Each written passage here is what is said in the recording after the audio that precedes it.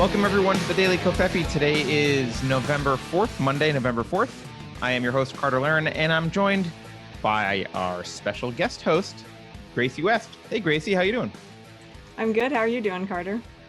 I'm all right. Appreciate you filling in. We're going to start seeing Gracie a little bit more regularly. Not all the time, but whenever she's got time for us, we're going to have Gracie on.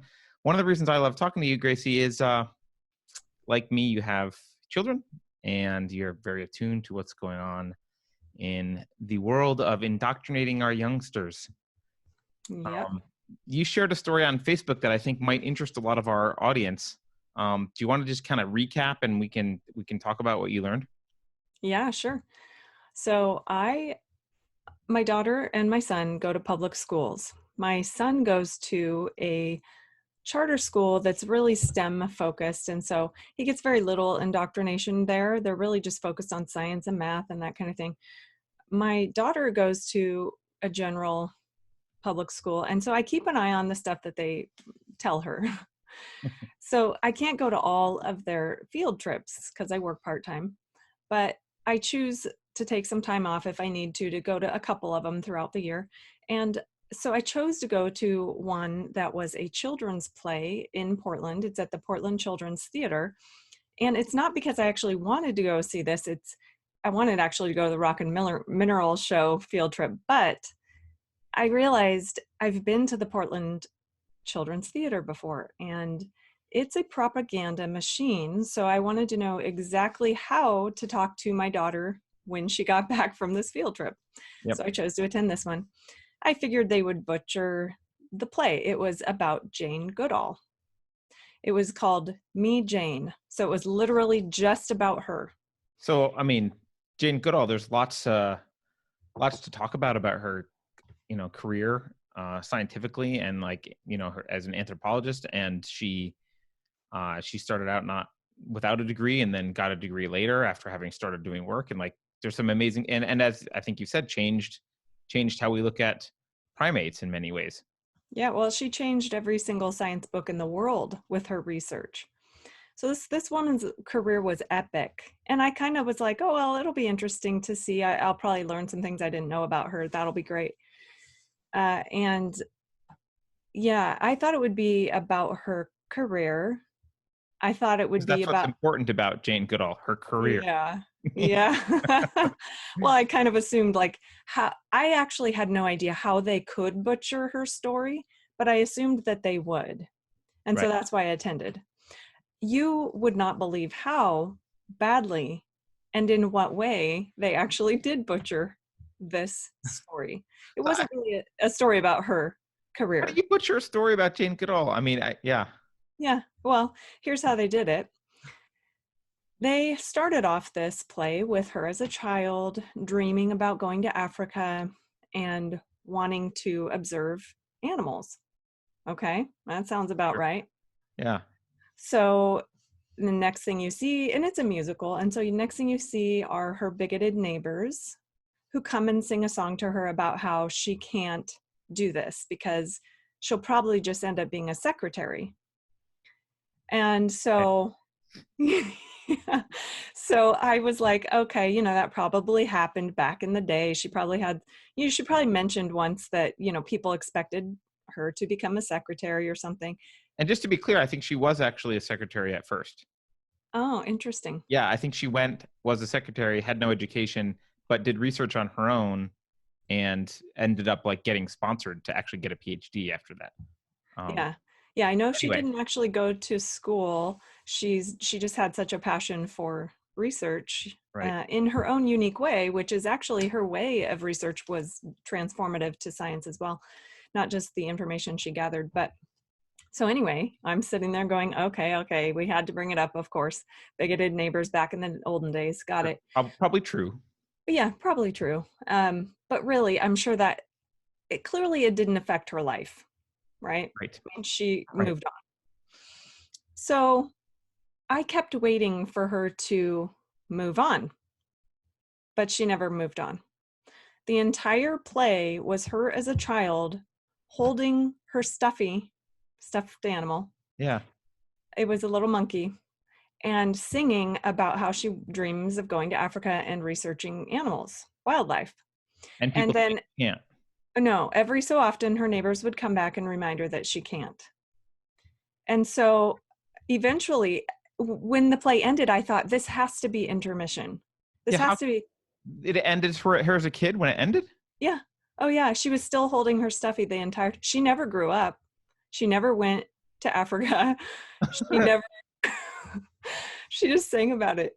And yeah, and the neighbors sang about it, how they couldn't and all that. And then at the very end, they showed little clips, like it's a live theater, so they have some cloth hanging and they show a projector of her face, and she makes this noise of a chimpanzee as an old woman. Okay, it's not even like her young career. So this old Right. woman is making chimpanzee noises, and she says, that means I'm Jane, me Jane, or something like that. And then someone comes on stage and says, Jane ended up growing up and going to Africa and doing her research. Basically, there was just like a real quick statement. I was so bad. I thought it had to have been intermission, because I thought there's no way they're going to end the play right here, right? And they That's like did. having a play about Einstein while he's working, like it ends before, he's working at the patent office in the end. Yeah. Like there's no. No, they I don't know if they thought it would be more relevant to children to just keep her as a child. Okay, that's like the benefit of the doubt. But they really underestimate children, because I the first thing I heard the kids say when we stood up to leave, and I'm with this entire class of kids, the Yeah. boys are like, that was boring. Because, Sure. it's just a bunch of people singing about how this little girl can't do stuff. Well, and why is she famous? Like how would a kid get any information about why she was famous? Yeah. I mean, Why no, we're learning about her? right. I mean, they would have had to learn about her in class. In fact, they already had, because I decided I'm going to ask each one of these children separately, away from their friends, some questions that are not leading at all. So I'm just going to get a feel for what they thought about this play. So I said to the first kid that I was walking with as we were walking to the bus after the play, and I said, so what'd you think of the play? And shrug. And I said, was it what you were expecting? No. Well, what were you expecting? And he said, well, I thought it would be when she grew up. And then the next kid, I said, did you like the play? No. Why? Well, it didn't have her go to Africa.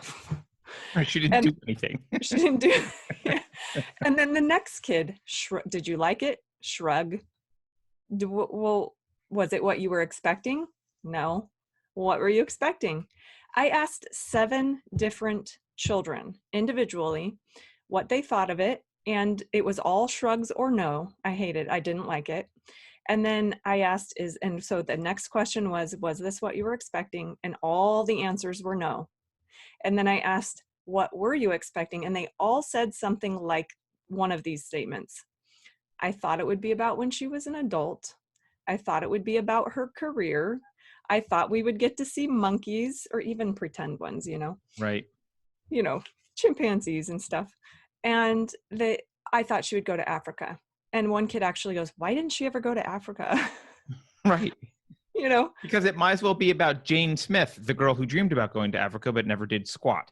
Yeah, exactly. Sometimes her mom would come on stage and be the encouraging voice, and then she would dance around with chickens and a dog. So she was like, these are the animals in her domesticated life. It was never about the animals that she went and observed in wildlife. I mean, it was so bad, Carter. It was like almost like they were trying to tell children. I mean, they were so demoralized and bummed out when we left. It was like they should have basically made a big statement and said, just go home. They basically said, don't bother doing anything in life, girls, because the world is against you. And boys, we're not even going to address you because you really don't matter at all. Like they made the entire thing about gender about this little girl. That's ridiculous. Yeah. That's ridiculous. It was sad. And here's the thing. Jane Goodall changed every science book with her research. This play could have been epic. Okay, this is how my daughter answered it. She goes, when I said, what were you expecting? She goes, well, I wish they would have showed the part where her favorite chimp threw her off a cliff. And I thought this could have been so epic. This play could have been epic, I you think know? I think she was wasn't she the first researcher to name the chimps instead of just giving them numbers? And because she did that, she was the first to notice they had like personalities. Like Yeah. massively interesting, especially if you're a kid and you like animals. I mean, you could make it Yeah. super interesting for kids. But also she was the first person to, well, she changed, here's how she changed every science book partially. She we used to think that humans were the only animals in the earth that used tools or made tools. Hmm. And we also used to think that humans were the only ones that felt compassion for their young and had strong mother-child bonding. We also thought we were the only species to go to war. But she discovered that these chimpanzees go to war, they have strong mother-children ties, and they use tools and they make them. Yep. So she just changed every science book on the planet. And there was a couple other things she discovered that were, how she researched by sitting really still and watching them in their natural environment. That was a first. People just observed them in controlled environments, labs. You actually went out into the field and watched them. Yeah. Yeah. I mean, so all right, okay, so it was a horrible play. They did a bad job. But what lesson do you think kids took away from this horrible play? I just think, yeah, I mean, don't grow up. Don't even try because the world's against you. Just, yeah, it was really demoralizing. The kids left really bummed out. So let me ask you this. If you're, I don't know if you've noticed this. I have, and I don't want to be the old curmudgeon who's like, well, back when I went to school, we walked uphill both ways, and like, you know, I get that things are different and whatever, but I'm seeing the I have a daughter who's similar age, and I'm seeing just a massive dumbing down of everything, like what she's capable of learning. If I sit down and teach her, is vastly different than what she's expected to learn at school. They had, so we do partly homeschool and partly she goes to a private school. So it's a little bit of a split. But they had one day, I'm glad she missed this day. They had an environmental, you know, let's talk about climate change, whatever. But all they did was listen to a lecture by Greta Thunberg. Now, Greta doesn't talk about any science at all. If Yeah. you listen to any of Greta's speeches, all it is child Moral shaming. indignance and moral shaming. Right. That's all it is. There's no explanation of what's actually happening. There's no delving into the science. So they were basically just indoctrinated about how to do climate activism, not actually how to be a scientist. Right. And They were learning how to skip school, right? yes, exactly. But it's not just that. It's I see this in every subject, just a lowering of the standards. And you mentioned something about this also. You mentioned that you notice that they're perpetuating stereotypes that don't need to be perpetuated. Can you talk about that a little bit as well? Yeah. So I was thinking about it and it made me realize it's not just that they're trying to emphasize that back in the olden days, there were these negative things that happened, but it occurred to me that they're actually the ones that are teaching this generation and many generations actually about these negative stereotypes. So these children are growing up in a world where it doesn't matter if you're a boy or a girl, and it hasn't mattered for a long time. Mm-hmm. You can still go to, I mean, like 100 years, you can Right. go No to one would say you can't go be an anthropologist because you're a girl now. No. right. Nobody. And so who cares? Why would you make a play about that? Right. And it doesn't even have to be mentioned that, by the way, Jane Goodall was a female, and that's important. We don't, what it made me realize is that they're the ones perpetuating and teaching these stereotypes. And I thought about that and I realized I learned the following stereotypes from women's studies classes. These are stereotypes I had never, ever heard in my life from a family environment or a community environment ever.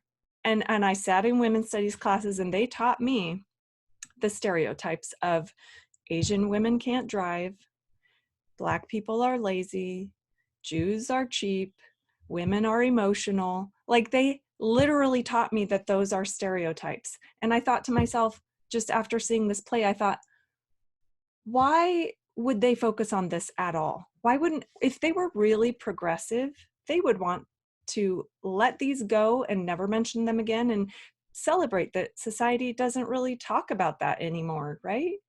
They're Absolutely. actually teaching it.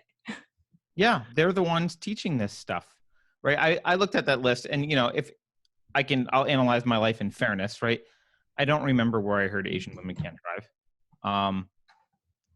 Jews are cheap. I think I probably heard that in like culturally somewhere in jokes. Women are emotional. I don't know where I heard that, but the Blacks are lazy. Actually, that one's an interesting one to me because I've only heard it, Gracie, literally in the past couple years. And it was because I was reading about this social justice crap and them saying, oh, these are like, stop saying Blacks are lazier. They're talking about the stereotype. And I was like, Right. oh, I'm, over 40. I've never heard that before. Is that a Right. thing? Right. I just, I learned these things, and I thought to myself, well, why would people think that, or why would they say that, and where would they get that? And so my mind, when you learn about a stereotype, your mind immediately starts going there. It goes there. It's like, well, why would people say Black people are lazy? And well, how? And you try to like imagine it, like, where would that go? Really, what they're doing is instilling into you some sort of a pathway to this idea of this could be true. I mean, they don't, Right. it's Because like, it begs the question, how did it evolve? Like if you say, for example, let's just pick a different one. Asians are good at math, right? You immediately think, it immediately invites the question, well, why is that a stereotype? Gee, are Asians, do they do better at math than other, like you start asking. And so if you right. say things like Blacks are lazy, you immediately, your mind's in the question like, oh, gee, I hadn't noticed. Did that arise for a reason? Right. I think it's important to let bad ideas die. And what happens is confirmation bias. When you believe something, you see it, right? Well, even if you're not believing these stereotypes, once you learn them, if you ever, are on the road and an Asian woman cuts you off because she didn't see you, automatically you start going, I wonder if that's true. I mean, Right. I heard about that seriously, stereotype. I I wonder if heard about that. And it's silly because maybe you're pissed off at that moment, but maybe, I mean, really what they're doing is they're keeping these ideas alive, and they give people reason to kind of keep them going sometimes, I think. I mean, especially if you've never heard them, why would someone teach it to you? Who cares about social justice? yeah. So, It reminds me of Carrie and I did this thing a while ago where we looked at some phrases that they were. This is very similar, where the social justice crowd will introduce the racist origin of phrases or sexist origin of phrases that we use now in common parlance, but didn't know the origin. So they like maybe had started out quote problematic, but really aren't problematic anymore because no one thinks that when they say them. They just say them, right? mhm. But they reintroduced, so some of the phrases were like no can do, long time no see. Like no one thinks about where those come from, right? Yeah, and But nobody cares. and no one cares. But then they reintroduce the reasons behind, and now every time someone says it, or every time I'm thinking about saying it or whatever, suddenly I'm thinking about that. And the one that I just found today before this show is I use this phrase all the time in business. You know the phrase grandfather clause or grandfathered in, when something's grandfathered in a rule. Yeah. Right. So I've been using that, in my professional career. I've done a lot of contract stuff, and grandfather clauses are a thing. People talk about them. They're normal. I spent, I don't know, at least 2 decades probably where grandfather clauses were a thing in discussion once in a while in contracts. Never once had I thought about or known the origin of that. It took social justice advocates to tell me well, these have racist origins in Jim Crow laws, blah, blah, blah, blah, blah. So, okay, so suddenly now that's what I have to think about. Suddenly now I'm forced to be perpetuating this idea of like, oh, okay, now I have to think about slavery and Jim Crow and all this other stuff, when really no one's thinking about, there's nothing racist about grandfather clause anymore. There may have been, but not now. But also it makes me question, was that really the origin, or was it just used heavily in that discussion during that time period? And what also true, yeah. And what is, I think what we're dealing with, and we've talked about this multiple times, and that's what you kind of have to come back to this, is the religious nature of these folks who are bringing up these old stereotypes. What they see is that you're touching something impure as far as they're concerned. You are touching something impure and you don't know it, and they have to educate you on the purity level of your activity and your thinking and your speech. And so if you choose now to cross that line of this purity line, now you're just guilty of it. But it's like, if they weren't religious about it, they would be happy to let these ideas die. And they would be happy that society wouldn't think ever again about how grandfather clause is actually related to Jim Crow. I mean, we'd love to let those things die off. They should die off. Yeah. Yeah. I mean, if you go back far enough, I'm sure that lots of words in every language have, quote, problematic origins. I mean, humanity has been a mess for much of humanity. There's been lots of horrible things happening to people all the time. But, they do want to perpetuate this. So think about this. They've got kids. They've dumbed the kids down. So instead of actually learning about the subject, they're instead learning about the grievance study stuff that surrounds the subject. So the important thing about Jane Goodall is not actually the important thing about Jane Goodall. It's that she had ovaries. Yeah. And someone didn't like that. Right. No, Carter, right. Hold on. I have to say, this play was not about Jane. It was about her neighbors. Really. Okay. The play was like her neighbors couldn't get over this little girl's dream. And that was the main point. Right. So the only purpose of that is to convince you that the world is a scary, sexist place. Yeah. Essentially. Right? Yeah. I mean, there's no other lesson.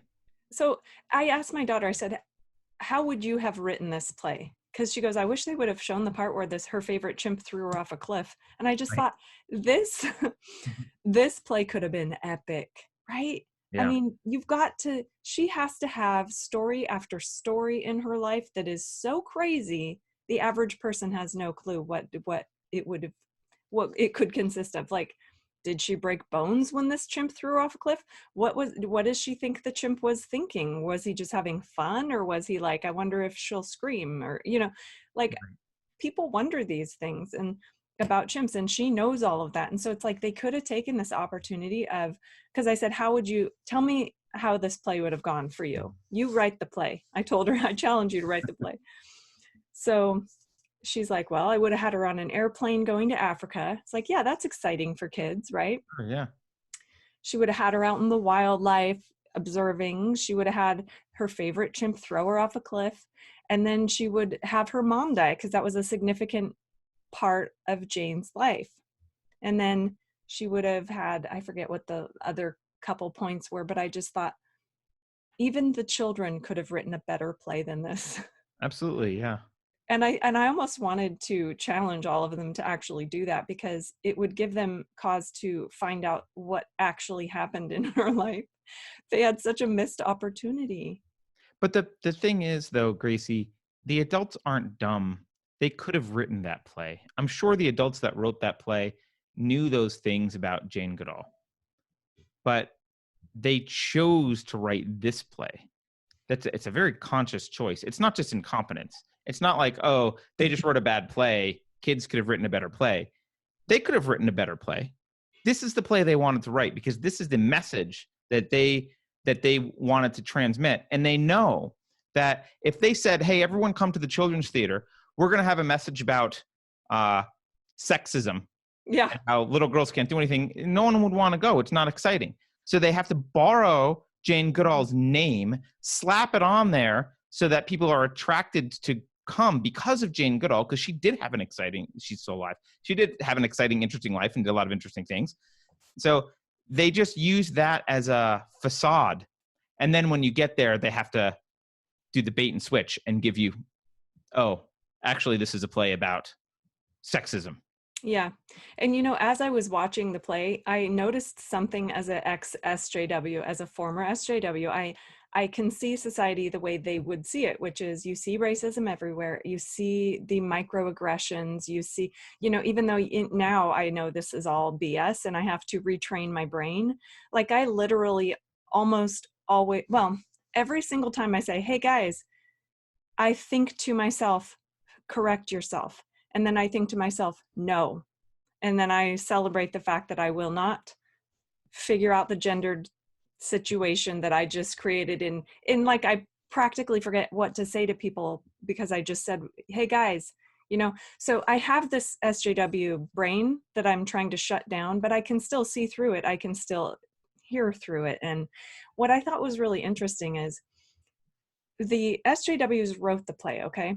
And then you've got these artistic directors who are directing the play, and they're probably not the same people, okay? Yep. So if the SJWs had watched this play after they put it together, they would have been horrified, okay? The one Black guy in the play at some point, he played her dog. And so for SJWs, that immediately would have been a microaggression. Sure. Right. And then there were like some of the things she would say to the dog was like, sit, and he would sit and stuff, that kind of stuff, where I was like, first of all, this is a play, it's artistic. It's like, nobody should be thinking about how this looks racist. I don't think anyone ever does unless they are an SJW or a former SJW. But I just thought to myself, if they watched this play, they would just be horrified because built into it was something that they would knee jerk to. Sure. Well, but they knee jerk. It's so easy to knee jerk to everything, right? It's probably impossible to have a perfect play. Exactly. No, there's no way to have anything perfect. That's the goal, right? Is to find, well, once you make finding racism virtuous, you find it everywhere. Right. Yeah. Well, and this is the thing with, I mean, honestly, as a non-social justice advocate, someone who never really bought into it, the thing that always bothers me is so justice is something I've been very passionate about my entire life. Justice, just the word justice. You always have to be suspect when people add modifiers to it, right? Because we all can nod our heads and say, justice, that's a good cause, the cause of justice, right? Even Superman, what was it? Truth, justice, and the American way, or whatever it was, right? Those were the things in the old Superman comics. Okay, justice is important. Why would someone need to add a modifier to justice? Well, there's only one reason to add a modifier to justice. It's to undo the meaning of justice. You don't need a modifier. If you're actually after justice, you don't need to add a modifier. You need to add a modifier if you're not after justice and you need to corrupt the term. Mm-hmm. So that's all social justice is. Social justice is not it's not justice. Yeah. So that's why you get it. Well, it's actually a mid-century, let's see, I should say the 1980s, especially feminism. They focused instead of on rights, they focused on representation. So how are women represented? How are minority groups represented in society? And so that's what they mean when they say social justice. That's what they used to mean. I'm thinking that's changing because the new goal is equity. It's less about representation now. And so justice it used to be synonymous with fairness, but it isn't any longer. It's synonymous with not fair because equity is the opposite of equality. So it's kind of flipped the script. Yeah, I mean, justice inherently, right, it's a term that applies to individuals, right? You get justice, and the idea is that you get justice based on your actions and what you've done, right? And there's you can have, it can be injustice applied to you, or you can have just outcome, right? But social justice, This is from my perspective, what I see all those through lines of social justice, including back to the feminism, and actually when it was used originally, I think, which was the late 19th century, actually, when it first started to be used. It's removing individuality from justice and treating it's talking about justice of groups. And as soon as you do that, as soon as you have justice of what, quote, justice of one group over another, you necessarily need to subordinate the individual to the group. So you'll end up with not justice for individuals, right? You either have justice for individuals or justice, or quote, justice for groups. You can't have both. Right. But once you decide that you have to have justice for groups, then you have to put people into groups. Well, exactly. And different the great versions irony. of groups over time evolve, but it's always groups. Right. So then it's like, what group are you in, and what group have I put you in, and who gets to decide, and whose voice is more authoritative? And so it becomes this sort of a downward spiral of hierarchical. Yeah, we've talked about this too, the hierarchy of oppression. Right.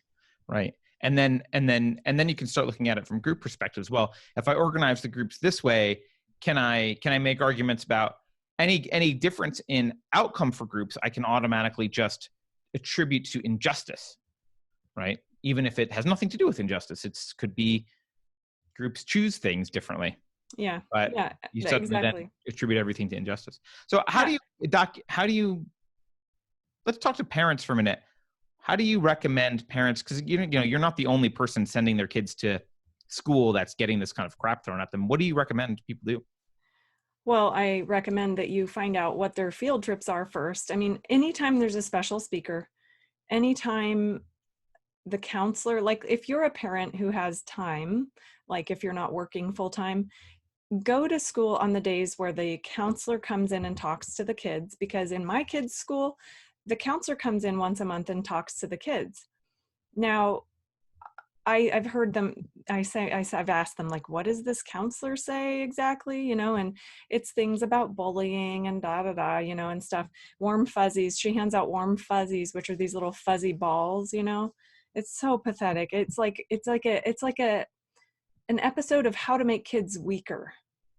And so I would recommend, if you're going to keep your kids in public school like I do, find out what it is that they're learning outside of the curriculum. First, take a look at the curriculum, but then find out whether these special things like the assemblies, do they have a special speaker like Greta? Do they have field trips that are going to hear somebody speak, or are they having like even organizations come in and do something? Because these organizations can sound like really great things, but when you go listen to them, you would be surprised. Sometimes it's just this cover for indoctrination, of course. Yeah. Go, because if you're going to leave your kid in public school, you have to know exactly how to talk to them afterwards about what they saw. That's my strategy. Some people just pull them out, you know, but my strategy is expose them to these things. First, tell them what they're going to hear. Like I tell them every day, these are the things you're going to hear in life out there, and expose them to them, and then be knowing what they're being exposed to, and then talk to them about it and say, did you notice how the people who wrote this play wanted you to know that some people in Jane's life didn't think she could do it, but why do you think they focused on those people instead of what Jane actually did? I mean, it's important to ask these questions to kids so that they can start observing around them, like, why are things being done like this? Or why are the adults in my life presenting things this way? Like, they need to start becoming critical thinkers, and you're the only one that can help them. If you shelter them from that, now every child is different, so I don't tell parents how to parent. But if you feel like your kid needs to be sheltered from those things, that's fine. But if your kid is being exposed to these things, just know what they're being exposed to, because you need to have these conversations of, even if it's just questions that you ask, like, why do you think they did this? And point it out, ask in a way that makes them actually think about it. Well, and there's no way to actually shelter them. Even if you homeschool your child, they're going to get exposed to these ideas. These ideas are everywhere. All the kids who aren't homeschooled are exposed to them. So if on the soccer team, they're talking like that, that will be there. It's in mainstream media. I mean, it's everywhere. It So, is. It's with their peers because they're watching it on TV or they're hearing it from school and their parents aren't talking to them about it. right. My son came home the other day from his STEM class, his STEM school, and he said, I told the kids in my class that the color white is actually all the colors put together, and that black is actually not a color, it's the absence of color. And they all said, that's racist. Right. And I said, son, I've told you that everything has been racialized, and that includes facts. Right. So that includes science. And so I will not tell you to censor how you think or what you say. Just be aware that what you say could become national news with no good reason. Right. Like, facts are actually racially Right. loaded now. Yeah. And you can, if you teach them to critically think, they can draw those conclusions themselves, right? You can be like, well, do you think it's actually racist? Like, what is racist? I mean, that's, Yeah. And the other thing that he could have thought to say is there's different shades of black, but true black, like pitch black, is technically the absence of color, or light. But there are different shades of black. Like you can use one of those super bright lasers and see through black because it's not fully black. So there's just this whole interesting science to color and how it relates to light and how it relates to the white and black. And so it's fascinating. And he has done some of his own research on this on YouTube with really those kind of interesting scientist types who can also communicate, and they're young and they make YouTube channels. He watches those. And so when he tries to communicate what he sees to his classmates, they're, like you said, they're so dumbed down. All they hear is black and white. You said something racist. right. You know? They really are training a generation. And they probably already trained generations of this, but they really are training generations of kids to just be drones, to be zombies for the cause. And you got to empty their head out of facts. So facts are, I think part of the problem, Gracie, is facts are bad for them, because the more someone knows about the world and how it works,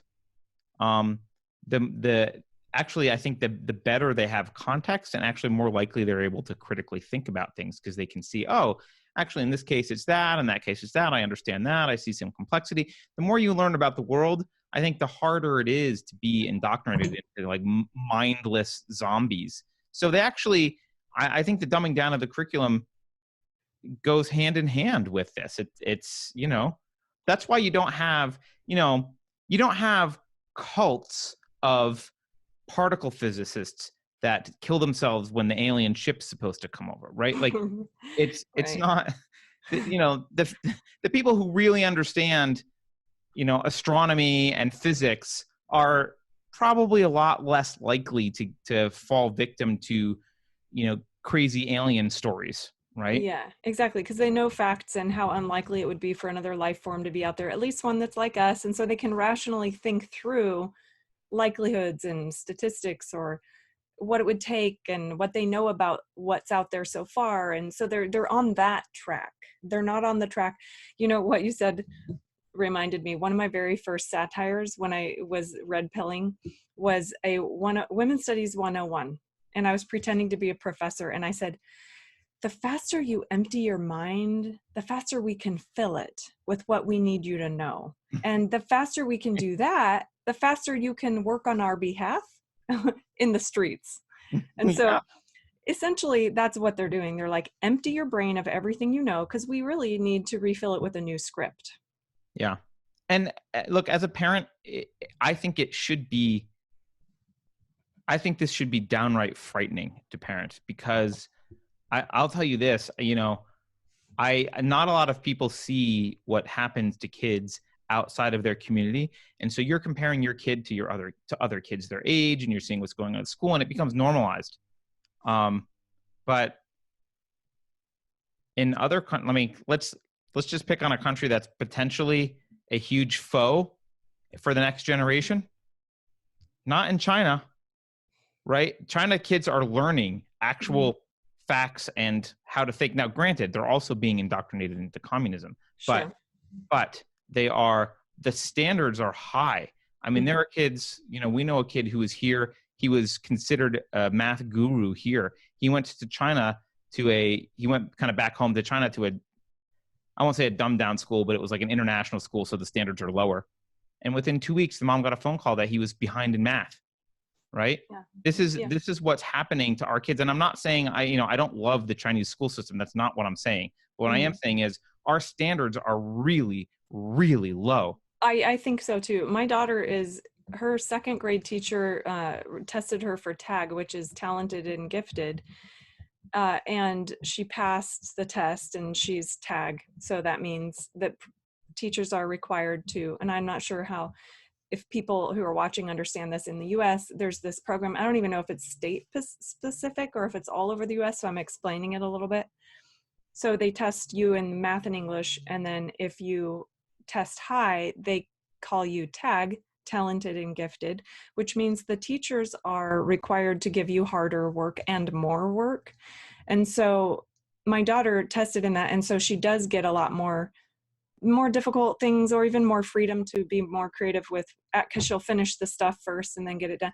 But I have to be honest, like she's not a genius, I mean, she's smart, but like, you wouldn't call her gifted unless you were, I mean, I wouldn't, unless you were like talking about some sort of a math whiz or some like person who has photographic memory or something that's really like a gift that you're just going, holy crap. Like you've seen those 2-year-olds that can do long division or, crazy stuff. That's gifted.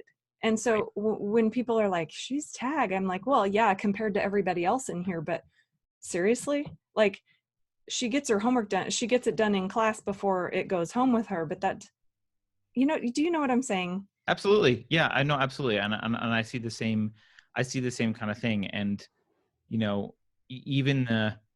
I see a lot of even the smart kids, you look at what they're doing and it's like, yeah, I mean, that's okay. I don't think it's really, is it even better than the average kid was doing 30 years ago? I don't know. I mean, things have been so dumbed down. Yeah. Even the challenges that they give my daughter aren't enough. But like I said, I don't think she is genius level math or English. I mean, she is pretty impressive when it comes to reading. Like she was reading at age 4, full books, like not, hard books, but kid books. Right. And one summer, I think she was 5 maybe. And one summer we went to the library. They have at the library these little programs, summer reading programs for kids to encourage them to do some reading. And basically this particular program decided, instead of telling the kids, we're going to have you read 20 minutes a day, and then you check off a box, and if you check off all the boxes, you can come back and get, coupons for free ice cream, and like they'll give you a free book, and there's all these incentives. And so, but this particular summer program decided to say to the kids, you decide how many books you're going to read this summer. And then if you read all of those, you win. Like yep. You did it. Yeah. So like you could be like 2, and you're 5. So you read like 2 minutes of reading and you're done. Right. Berenstein Bears and you're over. Yeah. Yeah. Right. And so my daughter goes there and she's all, I'm going to read. And we only had like 4 weeks. I forget. We only had a couple months. We started late. And she goes, I'm going to read 71 books. And then you get in that dilemma where you're like, oh, I don't want to say a bad word if you get you demonetized. Right. No, but yeah. But you're like, oh no, now she's going to be like, oh, very disappointed that she didn't reach this goal she set for herself. And kids don't know how to set realistic goals either. And as a parent, you're like, okay, now do I say like, you can't do that and tell your child you can't accomplish your goal? What do you do? So I was just like, I just go, okay, 71. Are you sure that's the number you want to choose? And she goes, okay, 79. I'm like, oh my goodness. Okay, 79. You have to walk them through it, because I've had my daughter do that as well. She also is like, I would say math and science, not her favorite things, but more of a reader. But you have to walk through, because she also has these like huge appetites. I'm going to do blah, blah, blah. And it's like, okay, you would have to read, let's just do some math. You'd have to read 1 book every day for, or 3 books a day or whatever. Like, is that, like they don't, then they can kind of be like, oh, I guess that's more than I can read realistically. Well, listen to this. So I write down 79 real quick because I'm like, oh crap, it's only going to get higher. Yeah. And so I'm like, okay, 79, got it. And I write it down and I thought, well, this is the library's fault. If she fails, she fails. Right. And she got it done in 2 weeks. I was like, See, she knew what she was doing.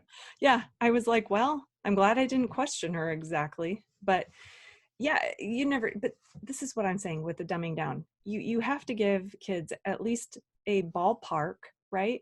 You have to say a minimum of 20 or something, 3-week pill, because you're dealing with like 6-year-olds. They Yeah. can read 7 books in an hour because their books are like 3 pages and they say, see cat run, Right. Yeah. And it also obviously depends on the book. But that's the thing. Kids don't know how to pick goals. They don't know how to, like, when you just give a kid an open-ended, like, pick a goal for yourself, they don't know where to start. It's like for an adult, it's easy. You and I have read a lot of books. So if you say, Carter, can you read 79 books this summer? I'm like, I mean, unless I get to read Berenstain Bears, there's no way.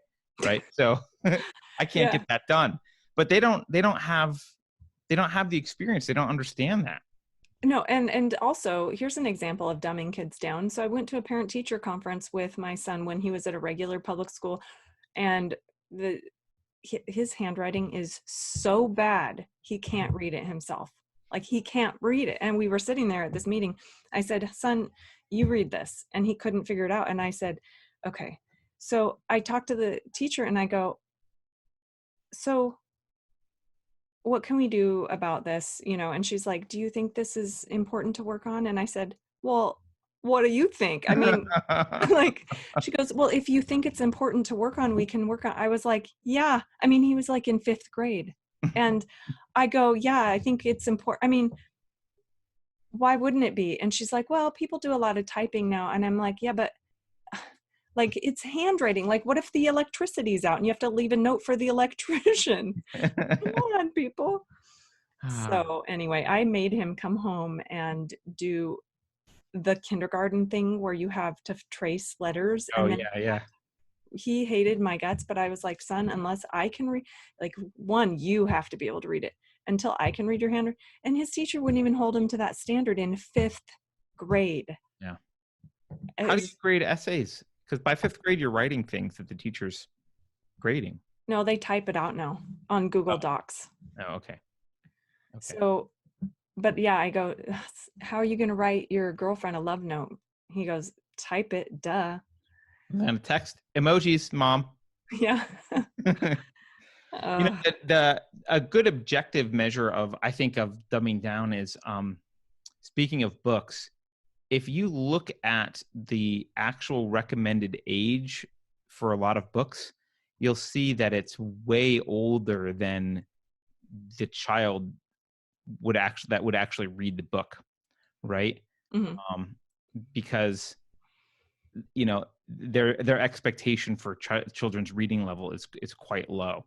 So Yeah. they'll put stuff down that they'll have stuff listed as appropriate for a 6th grader, but your 3rd grader can probably be reading it. It's just their standards are so low. So yeah, that was my daughter. She was a fast reader, so she would whip through everything. But the thing is, like, I understand it when kids are slow readers, like I was. So I was actually shocked when my daughter was so amazing at it. And actually she started reading books to herself instead of me reading them to her once she learned how to read, because she was way more animated. She read without stumbling. I still kind of stumble over words. So when I would read her these children's books, she's like, I can read it, mommy. I'll read it to you. And I was like, yeah, why don't you awesome. do that? So I get it. Like, I get it. But I get it when people have a hard time catching up with reading or whatever it is. But like, that should be the standard of challenging children to get better and not just sticking with their level and bringing everyone down to it. And if they happen to exceed it, you call them talented and gifted or something. You know what I mean? Yeah. No, there's no challenging kids anymore. And there's a constant ratcheting down of expectations. And you mentioned this, they're building weak, ineffectual kids. They're building them weak, ineffectual adults. They're building adults that don't have to deal with like any adversity, because every time anyone's feelings are hurt, whatever, everyone gets coddled to right away. They don't have expectations about achievement that are actually difficult. And their mind is being filled with this, getting back to the play, it's being filled with this social justice crap. So when they get out, it's no wonder that they protest a speaker that they don't like at college. It's no wonder that they cry and whine about everything and cancel culture, and you tweeted something that hurt my feelings, therefore you should be banned. No wonder they're like that. Yeah, exactly. Because parents don't realize that when their kid comes home from school and they say, "How was the play?" and the kid shrugs and goes, "It's all right." They don't realize that they feel that way because the play wasn't actually about Jane Goodall. It was about her neighbors, her bigoted neighbors. So the kid isn't going to be able to verbalize that. They're not going to be able to figure out why they thought it was, and the parents aren't going to know to ask because they assume that they learned something about Jane Goodall. Right. So as a parent, I'm telling you, you have to check in with the curriculum. Look through the books, look through the material, especially the health stuff. It's so bad. The health stuff. You got to pull them out for a lot of the health stuff. Yeah, the health stuff, they do this identity thing of some people identify as a jock and some people that are born male identify as a female. And you're like, no, not the same. Sorry. So yeah, you gotta read the health stuff. But yeah, I just have to check in with it because then you know how to check in with your kids. Yeah, and I think a lot of parents assume that it's like, when their kid comes home and shrugs about the Jane Goodall play, they assume that it's similar to when they would shrug when they came home and talked to their parents. And they're just kind of, people assume that school's kind of like it was when they went to school. It's not. It's not like it was when you went to school. It's much, much worse. Mm-hmm. And you really have to be vigilant about that. So. Yeah. Well, Gracie, thank you very much for co-hosting Unsafe Space today. And I don't know when we'll see you next, maybe a couple weeks from now. But yeah, thanks for hosting. How can people follow you, by the way? They can go to my website on readgraciewest.com and sign up, give me your email. I'll keep you posted on a book that I am releasing. It's a red pill novel. I'm releasing it on Valentine's Day. So if you like modern fiction and you want to see a feminist life fall apart, that's the book for you. Also, I have a YouTube channel, Embarrassing Mom. Cool. Thank you very much. Thanks everyone for watching. Don't forget to like, subscribe, share. I think we're now over 2,000. So yay, we're over 2,000 subscribers on Congrats. YouTube. Yeah, thank you. Took a while, but we're there. I don't know what the next milestone is. Maybe 3,000. But yeah, thanks everyone, and we'll see you tomorrow.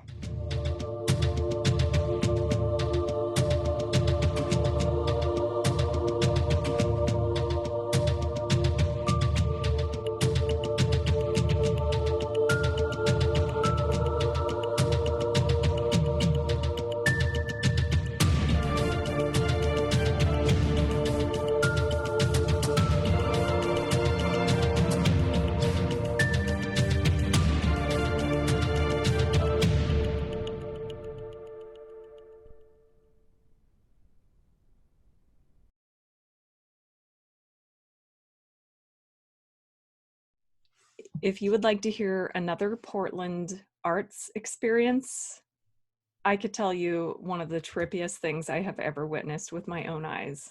Yeah, I totally want to hear it. Okay, it's off topic. That's okay. You know what? We'll put it at the end. Okay. And if people want to hear it, then they get to hear it. So okay. Go. What is it? Well, okay, so my sister-in-law and we were young moms. We were always home with the kids. We decided it's Portland Arts Week or Art Festival or something. And we didn't really have a lot of money, but we were like, oh, there's some free ones. So we'll go to this free art exhibit on Friday night or whatever. So we show up to this exhibit. We have no idea what it is because it has some weird name and we don't know what that is. And we get there and it's in this kind of a small room, small space-ish. And the floor is covered with something, I can't remember if it was plastic or paper. The whole room was covered in, like if you were going to murder someone, you would do this to the room. You would like have it all covered so you didn't have blood splats type of thing. Okay. So you had to put on these little hospital booties when you walked into this room, and you're like, why? What is happening? Okay. You walk in and there's streamers hanging from the ceiling almost down to the floor. So you're like walking through this streamer stuff. And then there's some people standing there, all kind of around, looking naked, but they're wearing like tight fitting nude colored underwear. Okay. Okay. So they're standing there like statues, and you're walking around them, trying to get around them, and you're like, I'm not sure where I'm supposed to go exactly. It's not a very big room, and I guess I'll just like scoot over here to the edge. And there was this little table where one of those actors is sitting, and just like sitting at this little desk. Okay. So we're just wandering about, kind of going, what do we do? What is this? And suddenly these people start to move, and they start to walk backwards or something. I can't remember, but they were acting all creepy, you know? And so we kind of back ourselves up to the wall because we're like, I don't know what's going on, but this is super creepy. Then they bite down on something that's in their mouth, and it's like red dye, and it starts like dripping down their chins and down their neck and all the way down. Like they're painted kind of white, so they're all creepy anyway. And then they've got this red something dribbling out of their mouth, down their body. And then they go up to the guy at the desk who has his like hands laid out like this, and they all have a pencil, and they start stabbing between his fingers like this, right? Yep. And they are in line, and the one who just did the stabbing around his fingers gets in the back of the line, and the next one does it, and they start to go faster and faster and faster until you're like, they're totally going to stab that man's fingers off, because they're like banging the desk really hard and they're going so fast. They finally, all of them rush forward, and they're all doing it at the same time. I was like, oh my God, this is so creepy. I don't want to be here, but you can't get out because they're between you and the door. And then behind us, this curtain opens, and there's like this other room where there's like a glass wall, but behind it, there's two people sitting on chairs facing each other that look like these guys, right? White, painted, weird, but they have masks, like weird masks on their face. So then they start to bark at each other. One Like of them is barking, and then the other one barks, and then they bark, and then they start barking like dogs that are going to kill each other, like growling viciously. And I'm telling you, when we left there, we were just like shaking, because it was such a freakish, crazy, gross, weird experience. And I thought, I'm never going to a Portland Arts Festival again, because I feel kind of traumatized. This is Portland. Okay. Well, just keep that in mind the next time someone says we really need to fund the National Endowment for Arts. Otherwise, how will all the wonderful art get made? Yeah.